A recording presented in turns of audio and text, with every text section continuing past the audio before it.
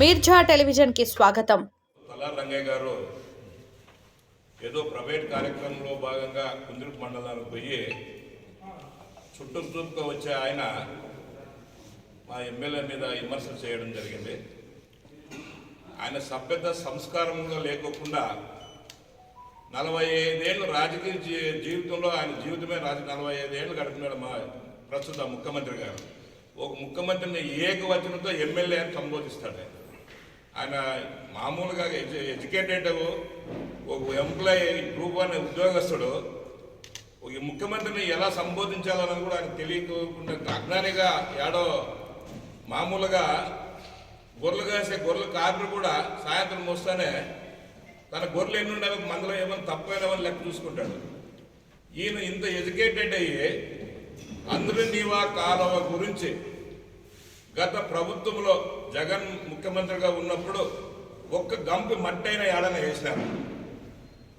అదే 2024లో ఎలక్షన్ ముందు రామకుప్పం దగ్గర ఒక గుంతలో నీళ్లు పోసి అక్కడ ఒక గేట్ పెట్టి అప్పుడు ముఖ్యమంత్రి జగన్ గారు ఆ గేట్ ఓపెన్ చేశారు. నీళ్ళు కుప్పం నీళ్ళు ఇస్తానని మరుసటి రోజు ఆ గేట్ పిక్కుపోయినారు జేసీబీలు పెట్టి. ఇదే వార్త 10 రోజుల కింద 15 రోజుల కింద ఆంధ్రజ్యోతిలో ఫ్రంట్ పేజీలో వేసినారు. కాబట్టి ముఖ్యమంత్రి 14 నుండి 19లో అప్పుడు ముఖ్యమంత్రి కుప్పం నీళ్లు తీసుకోపోవాలనే ఉద్దేశంతో 150 కిలోమీటర్లు అప్పుడు దాదాపు 550 కోట్లు పెట్టి ఆ కాలువను తగ్గించి కుప్పంకి ఎందుకంటే తమిళనాడు బార్డర్లో ఉంది, దానికి నీళ్లు తాగనీరు కూడా ఇబ్బంది ఉందనే ఉద్దేశంతో ఆయన ఆవిడ దాదాపు 80% పనులు ప్రారంభించినాడు కుప్పంలో. ఇంకోటి కూడా అన్నాడు, రైతులకు ఇబ్బంది లైనింగ్ చేశానంటే.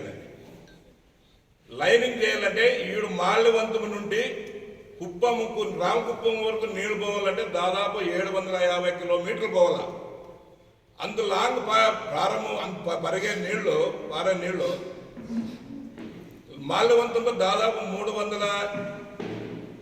300,000 క్యూసెక్కుల నీళ్లు ఆడ ప్రారంభమైతే కుప్పం పేదలకి 150 క్యూసెక్లు వస్తాయి. మరి ఇవన్నీ లైనింగ్ చేయకపోతే మన నీళ్ళు ఎట్లు పరిగెత్తాం? అంత దాదాపు 750 కిలోమీటర్లు నీళ్లు పోవాలంటే అంత మాత్రం ఆలోచన చేసి ఇంత జ్ఞానం మీరు రంగయ్యకి లేదా? లైనింగ్ చేస్తేనే నీళ్లు పరిగెత్తాయి, లైనింగ్ చేయకపోతే ఆ నీళ్లు ఆడే ఉంటాయి. ఇప్పుడు టెక్నాలజీ పెరిగింది. చంద్రబాబు నాయుడు 20 ఏళ్ళ కింద టెక్నాలజీగా 1996లో అనేక అభివృద్ధి సంక్షేమ కార్యక్రమాలు చేస్తూ ఆయన యొక్క వాగ్దానాన్ని నిరూపించుకోవడం కోసం మరి కెపాసిటీ తక్కువ ఉన్న అందరినివా కాలువకి ఒకేసారి 3,800 కోట్లు అమౌంట్ కేటాయించి మా మంత్రులతో పాటు మా ఇరిగేషన్ మంత్రి, మా ఆర్థిక శాఖ మంత్రి ఎక్కడైతే ఆ కాలువ పోతుందో ఆ కాలువ మీద రాత్రి పొగలు పని చేయించి షార్ట్ టైంలో తక్కువ పీరియడ్లో ఈరోజు కుప్పంకి నీళ్లు తీసుకోవడం జరిగింది. అదేవిధంగా రేపు గంగపూజ చేస్తున్నారు మా ముఖ్యమంత్రి గారు. అదేవిధంగా మా ఎమ్మెల్యే గారు మీరు విమర్శించినారు, మీరు ఏం చేస్తున్నారని. పోయిన నెలలో మా బ్రహ్మసముద్ర మండలంలో ఆయన సొంత డబ్బులతో ప్రభుత్వం నుంచి వచ్చే నిధులు లేట్ అవుతాయేమనే ఉద్దేశంతో సొంత డబ్బులతో పని ప్రారంభించినాడు. నీకు కళ్ళుంటే, నీకు జ్ఞానం ఉంటే, నువ్వు సరైన అధికారి, సరైన ప్రజాప్రతినిధి అయితే బ్రహ్మసముద్ర మండలానికి పోదాంరా, పనులు చేస్తున్నాయో పనులు జరుగుతున్నాయో లేదో చూపిస్తామని చెప్పేసి ఈ సందర్భంగా తెలియజేస్తూ, నువ్వు మాజీ ఎంపీ, ఇప్పుడు ప్రజెంట్ బుద్ధి లేని, జ్ఞానం లేని ఒక ప్రతిపక్ష నాయకుని వైఎస్ఆర్ పార్టీ కింద పనిచేసే వైఎస్ఆర్ ఇన్ఛార్జి నువ్వు ఏదైనా మాట్లాడినా బాధ్యతగా మాట్లాడు. గత నెలలో మా ఎమ్మెల్యే గారు, మా అన్న మల్లికార్జున గారు నువ్వు తప్పుడు మాటలు మాట్లాడితే, నువ్వు లైన్లో మాట్లాడుకోకున్నట్లు వేరే లైన్లో మాట్లాడితే నీ ఇంటిని ముట్టడిస్తామని చెప్పడం జరిగింది. దాన్ని వేరే రకంగా మీరు మమ్మల్ని కొట్టేకొస్తారు, మా మీద దాడి చేస్తేకొస్తారు. ఆ విధంగా కాదు రంగయ్య గారు. నువ్వు తప్పుడు వ్యవహారం చేస్తే, తప్పుడు మాటలు మాట్లాడితే, అనవసరమైన మాటలు మాట్లాడితే నిన్ను ఖచ్చితంగా ఏ గ్రామంలో వస్తే నువ్వు ఆ గ్రామంలో మేము అడ్డుకునే దానికి సిద్ధంగా ఉందని తెలియజేస్తూ, మీరు నోరు, మీ నాలుక కంట్రోల్లో పెట్టుకోవాల్సిందిగా మరీ విజ్ఞప్తి చేస్తున్నాం. గౌరవ వైఎస్ఆర్సీపీ కళ్యాణ్ దుర్గ్ ఇన్ఛార్జ్ గారు అక్కడ భారీ యంత్రాలతో నిర్మాణాత్మకమైనటువంటి పనులు జరుగుతున్నప్పుడు తలారి రంగయ్య గారు అక్కడికి వెళ్ళి చూడుకోకుండా కేవలం కుందిర్పి మండలంలో అక్కడ పనులు జరగని చోటు పోయి పరిశీలన చేసి ఎమ్మెల్యే గారిపైన అనుచితమైనటువంటి వ్యాఖ్యలు చేయడం సరికాదు. ముఖ్యంగా 2018లో కాలువ పనులు సర్వే జరుగుతుంది. ఇంకా కాలువ అది ఇంకా ఏమి కాలేదు, పూర్తిగా ప్రొసీడింగ్స్ కూడా కాలేదు. జనరల్గా సర్వే జరుగుతూ ఉంది. ఆ సర్వే జరుగుతున్నప్పుడు హైదరాబాద్కు చెందినటువంటి గ్లోబల్ ఇంజనీరింగ్ కన్సల్టెన్సీ వాళ్ళు సర్వే చేస్తున్నారు. ఇంకా సర్వే చేస్తున్నప్పుడే ఇంకా ప్రాథమిక దశలోనే అక్కడుండే వైఎస్ఆర్ నాయకులు కెంచంపల్లి అటవీ ప్రాంతం దగ్గర అడ్డగించి గొలుసులని పీకేయడం జరిగింది. మళ్ళీ ఇప్పుడు అదే నాయకులను వెంటేసుకొని తిరుగుతున్నాం. నీకు బుద్ధి జ్ఞానం ఉండాలా తలారి రంగయ్య గారు. ఫస్ట్ తెలుసుకో, విమర్శించే ముందు సబ్జెక్ట్ ఏమని తెలుసుకొని తర్వాత మాట్లాడు.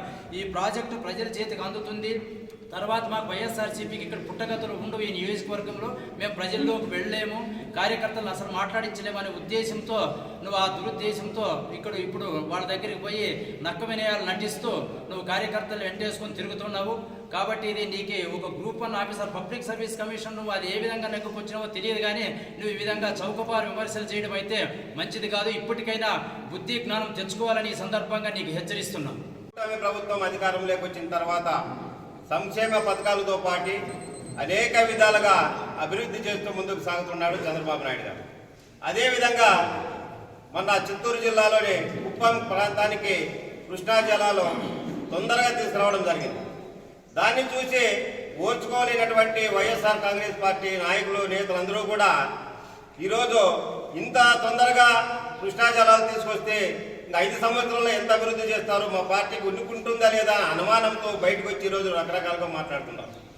వైఎస్ రాజశేఖర రెడ్డి గారు మరణాంతరం తర్వాత జగన్మోహన్ రెడ్డి గారు ప్రజల్లోకి వస్తూ మహిళలు కల్లిబుల్లు మాటలు చెబుతూ యువకులకు బీర్లు బిర్యానీలు పెంచుతూ ముసిముసిలు నవ్వులుకుంటా ముసలులకు ముద్దులు పెట్టుకుంటా ఒకే ఒక్క ఛాన్స్ అని చెప్పేసి పాదయాత్ర చేసి అధికారంలోకి వచ్చినటువంటి ఎడుగూరి సందింటి జగన్మోహన్ రెడ్డి గారు మీరు ముఖ్యమంత్రిగా ప్రమాణం స్వీకారం చేసిన తర్వాత ఈ రాష్ట్ర రైతాంగానికి ఏమైనా చేశారని చెప్పేసి ఈ సందర్భంగా మేము అడుగుతున్నాం.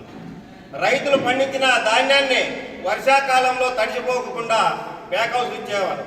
అలాంటి ప్యాక్ హౌస్లు కానీ లేదా ద్రాక్ష పెండల్స్ కానీ లేదా ఒక మల్చింగ్ పేపర్ కానీ లేదా రైతాంగానికి నిత్యం అవసరమైనటువంటి డ్రిప్ ఇరిగేషన్ కానీ నువ్వు 5 సంవత్సరాల కాలంలో ఏనాడైనా రైతాంగానికి ఇచ్చావా అని చెప్పి సందర్భంగా అడుగుతున్నాను. అదే చంద్రబాబు నాయుడు గారు ముఖ్యమంత్రిగా ప్రమాణ స్వీకారం చేసిన తర్వాత ఎన్నికల మేనిఫెస్టోలో ఏవైతే సూపర్ 6 పథకాలు చెప్పారో అవన్నీ కూడా ఒక్కొక్కటిగా అమలు చేస్తూ ప్రతి ఒక్కరికి కూడా ప్రతి ఇంటికి 3 సిలిండర్లు ఇస్తూ ప్రతి మహిళ ఆర్టీసీ బస్సులో ఉచితంగా ప్రయాణం చేస్తూ అదేవిధంగా రైతులకి మొన్ననే 15,000 రూపాయలు ఇచ్చారు. తల్లికి వందనం పేరుతో ప్రతి విద్యార్థికి ఎంతమంది విద్యార్థులు ఉంటే అంతమంది విద్యార్థులకు కూడా 15,000 రూపాయలు ఇచ్చే కార్యక్రమం చేస్తూ సూపర్ 6 పథకాలు సూపర్ హిట్ అయ్యే విధంగా కూడా ఈరోజు రాష్ట్ర రైతాంగం ముందుకు వెళ్తుంది. అదే సందర్భంగా కళ్యాణదుర్గం ప్రాంతంలో మీ అందరికీ తెలిసిన రాష్ట్ర వ్యాప్తంగా కూడా అన్ని రకాలుగా అభివృద్ధి చెందుతుందంటే అది కళ్యాణదుర్గం అని చెప్పొచ్చు. అదే సందర్భంగా ప్రభుత్వం నుంచి నిధులు రాకపోయినా ఇక్కడ ఉన్నటువంటి కళ్యాణదుర్గం శాసనసభ్యులు అమ్మిలేని సురేంద్రబాబు గారు మొన్న చూశారు 2 నెలల నుంచి కూడా